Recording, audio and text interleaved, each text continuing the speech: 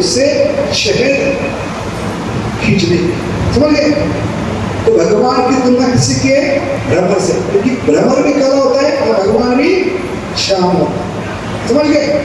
और प्रेमी भक्त कमल के समान, इसलिए भगवान जब भौतिक जगत में आते हैं भ्रमर के समान आते हैं, और यशोदा के गोद में चढ़ते हैं किसके समान है? कमल पे जाकर क्या स्वागत करना है? वो लिक्विड, अभी कमल बंद हो चुका है, तो कमल की पंखुड़ी में क्या ताकत होती है? कमल की पंखुड़ी हाथ में लेने से मुरझाती है, उसका कलर चेंज होता है, लेकिन भ्रमर किस प्रेम के बंधन में अपनी शक्ति भूल जाता है। याद रखिए, दारू भेद निपुणों अभीषण अंग्री निष्क्रिय भवती पंकज कोष्ठे। बहुत सुंदर तुलना दी। भगवान भ्रमर के समान है, यशोदा माई कमल के समान है। वो प्रेम का आस्वादन करने के लिए, दूध पीने के लिए जब यशोदा के गोद में चढ़ते हैं तो कमल जैसे बंद होता है, बंद होने के बाद, कमल बंद होने के बाद भ्रमर इतनी शक्ति रखने वाला, पेड़ों को छेद करने वाला, दीवारों को छेद करने वाला, कर्ण की जांघा को छेद करने वाला भ्रमर कैसे भूल गया कमल की पंखुड़ी को छेद करना? ये सवाल है। इससे अंदाजा आएगा प्रेम में ताकत क्या होगा।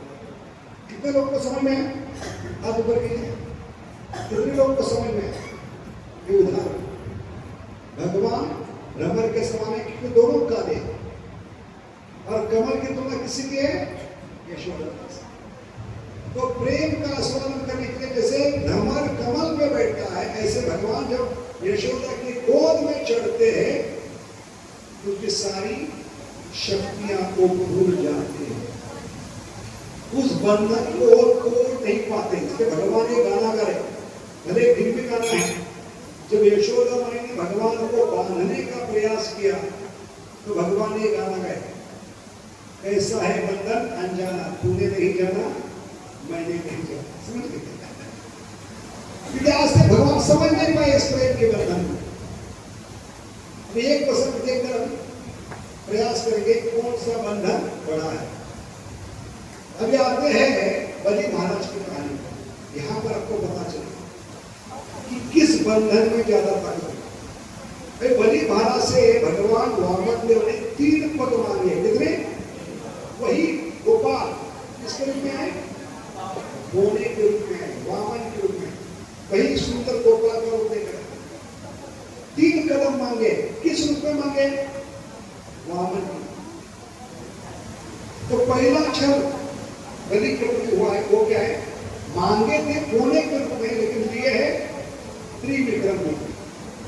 एक क्षण नहीं, जिस आकार में मांगा है, जिस साइज में मांगा है, उसमें लेना चाहिए। लेकिन भगवान इतने चालाक है, इतने छलिया है, वो बलि महाराज का पूरा अहंकार चकनाचूर करने के लिए भगवान ने भले बोने के रूप में मांगा था, लेकिन किसमें रूप में है? त्रिविक्रम रूप में। पहला समझ गए? तो पहले कदम में भगवान ने क्या नापा है? पृथ्वी को नापा है। दूसरे कदम में स्वर्ग को। अभी तीसरा कदम रखने के लिए जगह नहीं थी। उस समय है वामन देव कहने के तुम हार गए हो बलि महाराज। तो बलि महाराज कहेंगे आपको पता नहीं बलि महाराज किसका पोता है? किसका पोता है? किसके पोते बलि महाराज? इसलिए प्राण जय का वचन है, मैंने जो वचन दिया है आचमन करके वो वचन किसी भी हालत में पूरा करूंगा।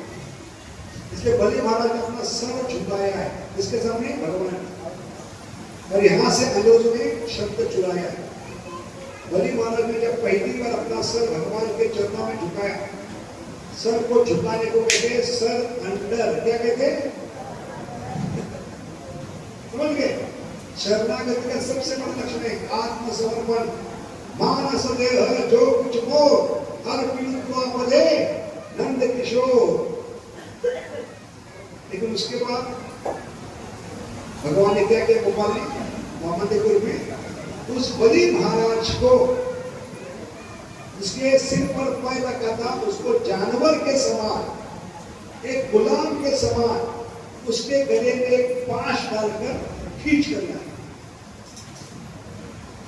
क्यों? इतना समर्पण करने के बाद में कि उसमें थोड़ा कुछ अहंकार बचा था। मेरे बलबूते पे मैं स्वर्ग में आक्रमण कर सकता हूँ और खुद के बलबूते पे मैं इंद्र बन सकता हूँ। ये थोड़ा बहुत बचा हुआ अहंकार था, वो चकनाचूर करने के लिए भगवान ने उनको एक गुलाम के समान, एक जानवर के समान। ये मान्यता है, क्या मान्यता है? जिसके सिर पर आप पैर रखते हो वो गुलाम हो गया, वो जानवर हो गया। इसलिए भगवान ने उसको एक जानवर के समान, एक गुलाम के समान कौन सा गले में पाश डाला है? वरुण पाश। क्या है? क्योंकि बंधन है। तो भगवान ने उसके गले में वरुण पाश डालकर उसको एक जानवर के समान, एक गुलाम के समान उनके दरबार में सबके सामने, सारे सैनिक, सारे परिवार के सामने उसका अहंकार चकनाचूर करने के लिए भगवान उसको वरुण पाश पर भेज दिया। किस पाश में लेकर आए? वरुण पाश। लेकिन बलि महाराज बहुत पहुंचे हुए थे। इसके पोते हैं उन्होंने मौका देकर भगवान को भी एक पाश में बांधा। उस पाश का नाम है प्रेम पाश। कि भक्त के पास एक ही पाश होता है, वो है प्रेम कवच। प्रेमी भक्त हमारे बांधिया छे हृदय मित्रे, जहां मैन पड़े तार देखे रमान। समझ गए? तो प्रेमी भक्तों के पास कौन सा पाश होता है? सिर्फ भक्तों के पास ही एक क्या होता है? प्रेम की रज्जु। प्रेम की रज्जु कौन सी रज्जु होती है? सिर्फ भक्त के पास। इसलिए हम देखते हैं महाभारत में भी कि दुर्योधन, मूर्ख दुर्योधन ने खुद को यशोदा समझकर जब भगवान शांति दूत बनकर आए तो भगवान के साथ उखल बंधन लीला करने का प्रयास किया, है कि नहीं? कैसे चेन से भगवान को बांधकर खुद को यशोदा समझकर बांधने का प्रयास किया। उसका नतीजा क्या हुआ? भगवान ने उनकी कुत्ते की मौत करवाई उनकी आंखों के सामने। इसलिए ये पाश सिर्फ इसका अधिकार है, प्रेम का पाश, प्रेम का बंधन सिर्फ भक्त के हाथ में। प्रेमी भक्त हमारा बांधिया छे हृदय में। प्रेम की रज्जु एक भक्त के पास होती, अभक्त के पास नहीं हो सकती, या असुर के पास नहीं हो सकती। इसलिए भले असुर परिवार में जन्म लिया है, लेकिन एक इसके पोते हैं, प्रहलाद के पोते और भगवान के प्रति 100% शरणागत है। इसलिए ऐसे प्रेमी भक्त बलि महाराज ने भगवान को भी किस पाश में बांध दिया? प्रेम पाश। अभी बताइए कि कौन आज तक बंधन में है? बलि महाराज बंधन में है या भगवान वामन में? इससे पता चलेगा कि कौन सा पाश सबसे कठिन है टूटना। बलि महाराज को जो बांधा था किस पाश में? वरुण पाश में। वो तो तुरंत टूट गया क्योंकि बलि महाराज को राजा बनना था। राजा को बांध को नहीं रख सकते, नहीं? कहां का राजा बना है? जो इंद्र के नसीब में नहीं। ऐसा ऐश्वर्यशाली राज, सुल्तान लोग का राज भगवान गोपाल ने वामन देव के रूप में किसको दिया है? बलि महाराज। समझ गए? तो राजा बनना है तो उसको पास से बाहर निकलना है, मुक्त करना है। लेकिन बलि महाराज ने जो पाश भगवान को बांधा है उसका नाम क्या है? प्रेम। उस प्रेम के पाश के कारण भगवान आज भी कलयुग में भी और जब तक अगला सतयुग नहीं आएगा इस पाश में बंधे रहेंगे। क्या बनकर? चौकीदार। तो हम निष्कर्ष निकाल सकते हैं कौन सा पाश भारी है? भगवान का पाश तो टूट गया, वरुण पाश। एक शब्द है कि बाकी सभी भगवान पाश कर सकते, यम पाश, वरुण पाश, नाग पाश, काल पाश, जितने भी पाश। तो भ्रमर कमल की पंखुड़ी को भेद नहीं कर सकता। इसे भगवान एकमात्र पाश को भेद नहीं सकते। वो बंधन कौन सा है? प्रेम का। इसलिए सबसे ऊंची क्या है? प्रेम से।